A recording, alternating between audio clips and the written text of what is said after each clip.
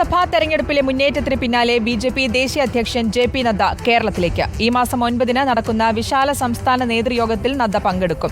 കേന്ദ്രമന്ത്രി ജോർജ് കുര്യൻ ഒഴിയുന്ന സംസ്ഥാന general secretary പദത്തിൽ ഷോൺ ജോർജും ശോഭാ സുരേന്ദ്രനും പരിഗണനയിലാണ്.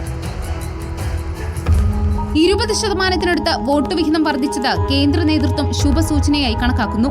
തദ്ദേശ തെരഞ്ഞെടുപ്പിലും നിയമസഭയിലും മുന്നേറ്റം ആവർത്തിക്കാനുള്ള പദ്ധതികൾ തയ്യാറാക്കാനാണ് വിശാല നേതൃയോഗം വിളിച്ചിരിക്കുന്നത്. യോഗത്തിൽ ജെ.പി. നദ്ദ പങ്കെടുക്കും.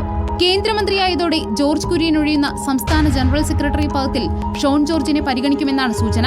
ശോഭാ സുരേന്ദ്രനെ സംസ്ഥാന ജനറൽ സെക്രട്ടറി പദത്തിൽ തിരിച്ചെത്തിക്കണമെന്നും ആവശ്യമുണ്ട്. സംസ്ഥാന അധ്യക്ഷന്റെ ടീമിലെ പ്രധാനികളായ 4 ജനറൽ സെക്രട്ടറിമാരിൽ എം.ടി. രമേശ് ഒഴികെ മറ്റു 3 പേരും ഔദ്യോഗിക പക്ഷത്തായിരുന്നു. ജോർജ് കുര്യന് പകരമെത്തുന്നത് ഔദ്യോഗിക വിഭാഗത്തിൽ നിന്നാകണമെന്ന് കെ. സുരേന്ദ്രനും ആഗ്രഹിക്കുന്നുണ്ട്.